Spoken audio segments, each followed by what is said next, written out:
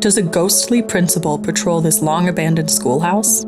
Do ghosts of former students still play in the halls? Is this haunted house attraction truly haunted? Find out the answers to these questions and more as we uncover the mysterious hauntings and history from Brodhead Manor in Brodhead, Wisconsin. I'm Sarah. And I'm Erica. And this is The Haunted Atlas, a Haunted US podcast. In the interest of fully exploring history of certain locations, Haunted Atlas may discuss sensitive or disturbing topics. Listener discretion is advised.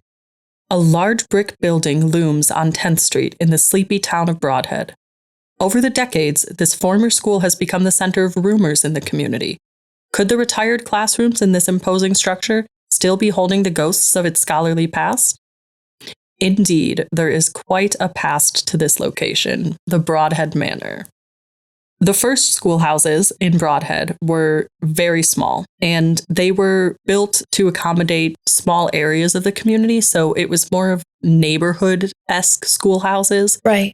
Where it would be very short commutes to get to the same place. Oh, that makes sense. It wasn't until 1896 that the town invested $14,000 to create a single schoolhouse to serve the community. However, it was only a 4-room building that they built when they condensed down to one schoolhouse, so it was very quickly outgrown. That's actually surprising to me because I think $14,000 in 1896 feels like a lot of money, and maybe a 4-room schoolhouse was pretty big for that time period, but it seems like with $14,000 they would have built something that really accommodated the town. Yeah, and when you think of all these mini schoolhouses, to only do 4 rooms seems like less than you would need. Right. Like maybe also keep some of the satellite campus. Right. I don't know that that's the term they used in 1896, but maybe keep some of the satellite campuses if you only have 4 rooms. In 1907, that's when we have the start of Brodhead Manor as we know it today. It was constructed on the site of the original schoolhouse and sits on 10th Street in Brodhead. It was once the only school in the town. Right. Again, it served all the children, kindergarten through high school, in this one building. Which is really difficult. That is a lot of ages to span for one schoolhouse.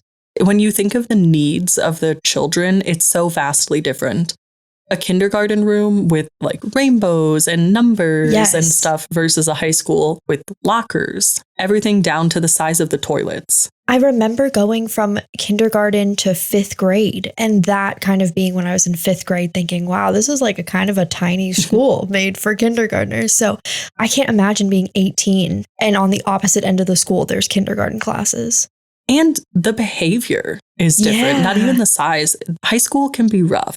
So to have the high schoolers around the elementary kids and the kindergarteners, I mean, maybe things were different back then. And maybe since it was so community-based, they really supported each other and it was actually beneficial to have everyone together. Right. But it seems like vastly different crowds. Honestly, I liked the fact that my middle school was completely separated from everybody because that was not who has fun in middle school. I think it's good that it's like separated. So yeah, maybe back then it was different, but I definitely think it makes more sense the way that we do things now. Yeah. I mean, in this case, you start and you never leave unless you graduate. Right. It's intense. The head of local education at the time was Carl T. Pfisterer, and he served in this role for many decades. In the 1930s, the larger building was once again deemed insufficient, and 60,000 square feet were added. But it's interesting to me what was added in that 60,000 square feet. They added a gymnasium, a larger library, and then, of course, additional classrooms. But hear me out. With this chronic problem of not having enough space, it's interesting to me to add a gym and a larger library versus more classrooms. Yes, I agree, especially because to kind of solve the problem we were talking about, if you have larger classrooms or a larger amount of classrooms, you can probably separate the grades out further if there are different parts of the school that have separate classrooms. That's a good point too, like the kindergarten wing, and maybe that can be more miniature size. Yes. And the high school wing, that would make more sense. Yeah. And maybe that's what they did. In 1960, the town had grown enough that it was decided to separate the grade levels into different buildings, which is more recent than I would have expected. The 1960s aren't that long ago. No, definitely not. At this point, the building became Brodhead Middle School and was used for the next 35 years. It finally closed in 1996 and was then abandoned for 20 years. Again, with middle school being middle school, I am not surprised that we're going to get into some hauntings because middle school is not a good time. This is my theory. Middle school is not a good time for anyone. That's a funny theory. I'm excited to delve more into that. In 2018, there came a plan for the old schoolhouse, Brodhead Manor, and the owner now is Bill Wolter, and he has big plans for this space. So he, of course, offers overnight paranormal investigations and ghost tours. He also runs a haunted attraction out of the space with actors facilitating jump scares. But he really wants this to be a big element of the community. So he is also aiming to renovate and add shops to the building, even living on site with apartments and stuff. And this place is so famous that it's actually been featured on a number of non-network streaming programs. Oh, that's interesting. I do think it's really cool that the owner's leading into it, even with things like the jump scares, which I know in some locations that can kind of like discredit some of the stuff. But I think it's cool that he's making a distinction. And we always love when people lean into their building's history and hauntings. Yeah, I agree. And I think it's cool that he is having it be a haunted attraction, but at the same time, having people come do legitimate paranormal investigations. So it's kind of like, well, see for yourself. Yes. Is it real or is it just jump scares? Which is cool because it's like, don't take my word for it. Come investigate on your own. Right. And speaking of those investigations, there are indeed many paranormal claims for Brodhead Manor. Hello, my name is Brandon, founder of Haunted US. Thank you so much for listening. We really hope you're enjoying our new podcast, Haunted Atlas. If you're enjoying our exploration of the darkest history and most chilling places across the United States, you can support us directly by taking a moment to give Haunted Atlas a review on iTunes. And if it's not too much to ask, tell a friend you think would enjoy our deep dives into America's haunted history.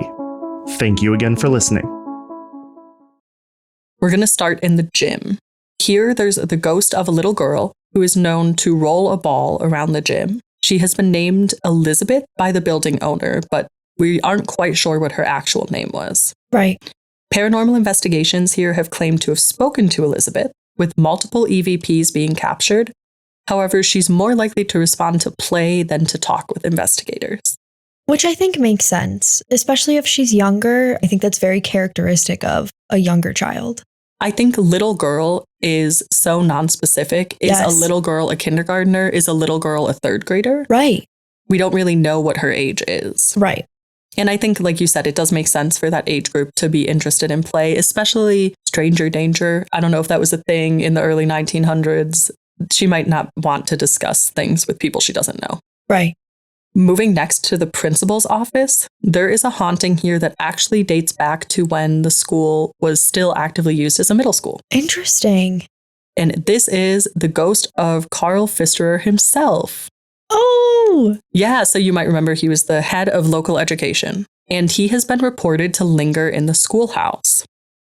Specifically, loud footsteps are heard in the principal's office and the second floor corridor outside of his office. The footsteps are so loud that some theorize it's the principal trying to keep people out of his space. I think as an administrator, that does make sense. I do like thinking about the fact that he liked his job so much that he's just continuing to do this in his afterlife. I think it could be a case of like, does this individual know that they've passed? Because I think I could see it either way, just continuing to do what he did during his life, or he does know, but he just like had so much fun with it. And this was such a passion that he's like looking after the kids, in quotation marks, the kids that are there now. Yeah, I think it's a good point. This was a really important part of his life, and Brodhead Manor was such a fixture in the community. He really accomplished his goal as head of education. So I think it makes a lot of sense. And I think it does make sense, like you said, as a disciplinarian, like stomping along, like, you better look out, here I am. Yes. And also maybe some of the shenanigans that are going on. Maybe he doesn't like that it's a haunted attraction. That's also fair. I mean, this place probably was pretty sacred to him. Mhm. Like, this seems like obviously a very prominent part of his life, probably one of the most prominent. So maybe he doesn't love the fact that there's just like people investigating places where he used to just be a person. Right, and things used to be so serious. And I do wonder, due to his focus on education, if he would have preference, for example, towards a bookstore over another type of store that might go into the space. I'm also interested in knowing, I'm excited to hear you go on because I'm interested to know if there's any other children ghosts there like Elizabeth. Mm-hmm. Because then I'm almost thinking maybe he's able to interact with those spirits. And if there's multiple children ghosts, he's like watching over them. Oh, I like that theory. He's like, get it together, get in line. We have guests. Yeah. You better be good. It's like when the teachers are audited, I don't know what it's called, observed by the admin. He's like, okay, guys, we really need to be serious now. I know we like to play ball, Elizabeth. Get it together. Right. That's a funny theory. We'll move next to the band room. And there is a spirit here that is said to roll tennis balls around the room. So there's risers within the room that are built into the floor. Okay. And this spirit likes to roll the ball down the steps. I think that's such an interesting image. And I'm wondering what significance tennis balls have in a theater room. Yeah, I was thinking that too. And again, it makes me wonder what the age is of this ghost. It's likely not a kindergartner, but is it a high school student? In my head, it's a high school student, but it could really be anyone.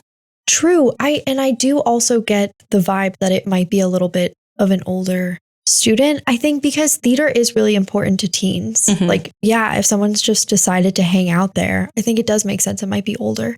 See, I was thinking that, and then I was trying to be skeptical while I was researching this. And remember the recorder recitals that you had to do in like third grade? I was like, it could be a third grader playing their recorder and playing with their tennis ball. Here's the thing, just randomly in my life, hot cross buns will get stuck in my head. And it goes back to this like 3rd to 5th grade recorder sessions where it was, okay, let's play the 3-note song over and over again. Right? Oh my gosh, how funny if the tennis ball was bounced into the beat of hot cross buns.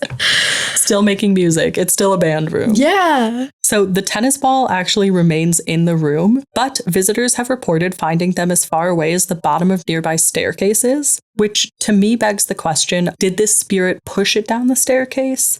Did they place it at the bottom of the staircase? Are they trying to entice someone to come in? Right. Do they actually hate the tennis ball and they want it out of the room? Yeah. I wonder if it's a way that they're trying to communicate because that's all they have. Especially if the tennis ball is associated with that specific spirit. Yeah. It could make a lot of sense that by placing it throughout the school, it's kind of their calling card. Right. And there's also reports of EMF abnormalities within the band room. Interesting. We'll move next to the 3rd floor. Here, visitors report loud whispers in their ear despite being completely alone. We know that I love a ghost that has a big personality, and this is probably one of our biggest personalities. The main characteristic of this ghost is that it loves to surprise people. So the whispers in their ear will happen when they're in vulnerable positions. And you might be thinking, what is a vulnerable position? The reports are of people working on ladders, for example. So they'll be standing on the ladder and then all of a sudden they'll hear a whisper in their ear and it'll catch them off guard. Oh my gosh. Or they'll be scared and alone and hear a whisper in their ear and it'll catch them off guard. So it's kind of like the ghost here is facilitating its own jump scare. I wonder how many times during an actual attraction moment where people are being jump scared by real people, this ghost has joined in. That's something I was thinking about a lot. What if the ball is rolling in the band room or the ball is rolling in the gym or this whispering and people think, oh my gosh, what a cool thing. How are they managing to make it whisper in my ear? And it's really the actual ghost. Yeah. I just think it's interesting that it's when people are vulnerable.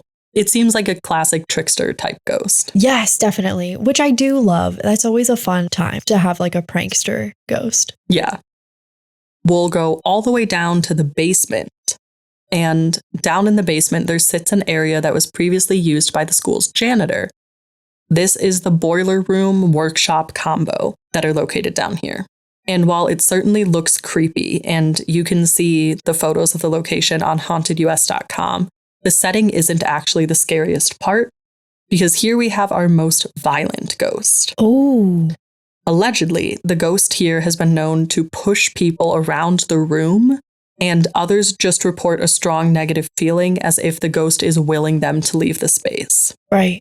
I think this makes a lot of sense because while the school was functioning, students likely weren't allowed down there with the boiler room, with the janitor's workshop. So it could be for the sake of the students that he's acting that way. Like, stay out, it's too dangerous for you.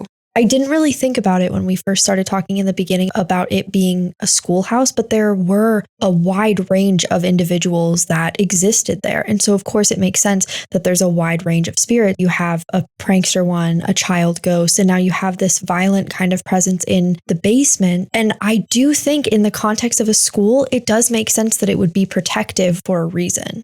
Yeah, and I think your point about all of the different people is something that I didn't consider going into researching. I thought it's going to be all children. Yeah. Because that's what you think of at a school. But there were staff there, the principal, the janitor, etc. Maybe even there's teachers that haven't been identified. Right. I also think it's interesting that the ghost is said to respond so differently to people. I wonder what the difference is between being pushed versus just getting a strong negative feeling. And I wonder if part of it has to do with intention when you go down there.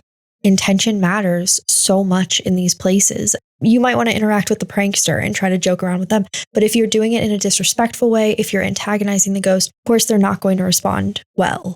Right. And that also makes me wonder, not only intention, because I'm sure people have pretty decent intentions, but what are they doing? Are they going up and touching the old boiler and then they're getting pushed away? Yeah. Okay, that makes sense. Yes. You know, that you weren't able to touch that. So yeah, I think it makes a lot of sense. Yeah. Brodhead Manor may be known as a haunted house attraction, but it seems like it actually has its fair share of ghosts. I absolutely agree.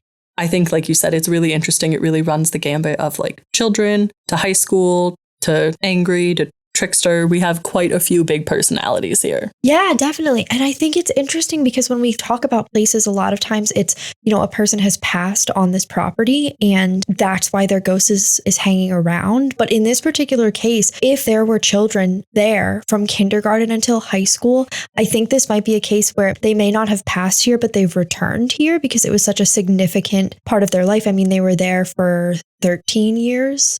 At a maximum. That's a good point, especially if we knew what era they were from, that would be helpful. Because if they are from the early 1900s, then they were there the whole time. Right. But if they're from 1970, then they were only there for a few years. But That's why I think there's a lot of work to be done here to try to discern who are these people, what era are they from, how old exactly are they? Yeah. Maybe we can get names for some of the other spirits that are there. Definitely. If you have been to Brodhead Manor, we would love to hear about your stories. You can email us at theteam@hauntedus.com with Haunted Atlas Episode 3 in the subject line, or share on Instagram @hauntedus. Tune into future episodes to see where we drop the pin on our adventures across the haunted US. This episode of Haunted Atlas was presented by Sarah Sweeney and Erica Barrett. It was researched by Sarah Sweeney with research assistance by Mitch Gott and production assistance by David Sweeney. Our executive producer is Brandon Rugsey. Haunted Atlas is a production of Haunted US. Visit hauntedus.com for more information.